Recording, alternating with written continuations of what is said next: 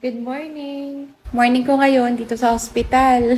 Kagigising ko nga lang ngayon. So, I think kailangan kong mag-update. May mga nagko-congratulate na kasi sa mga comments. Hindi pa po ako manganganak.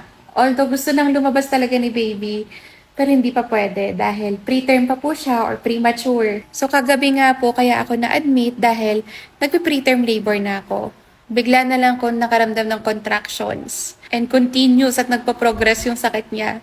Sabi ko parang iba na to. Hindi na siya Braxton Hicks, hindi na siya false labor. Parang na talaga ako nagle-labor kasi sobrang sakit na talaga. And pagdating ko dito kagabi sa hospital, na-IE ako 1 cm, nagpa-progress pa rin yung contractions ko, and malambot na rin yung cervix ko. Ibig sabihin, hinog na siya. Kaya naman inadmit ako ni Doc, kasi kapag hindi na-manage yung contractions ko, tuloy-tuloy na magdadilate yung cervix. And ayun, baka tuloy ang lumabas si baby. Sobrang excited niya. Pero tulad nga ng sabi ko, ang goal namin is mailabas siya ng full term. Siya next si baby, wala namang problem, hindi naman siya in distress, walang cord coil, healthy siya, normal.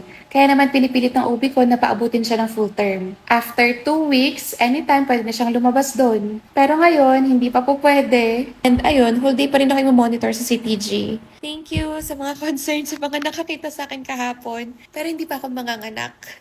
Alam ko ang daming excited. May nabasa din kasi ako na comment pa yun or post. Sabi, please pray for Ate Janela.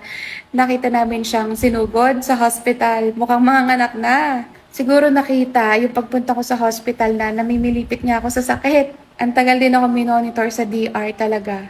Grabe, preterm labor pa lang yun.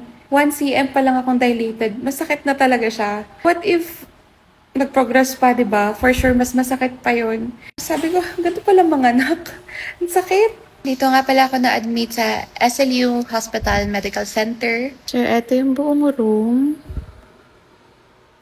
Wala si Kevin kasi bumaba saglit.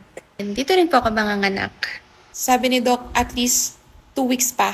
Kahit maka 37 man lang para full term. Kapag 37 weeks na ako, anytime, ayun, safe nang lumabas si baby. Ayun lang, bye!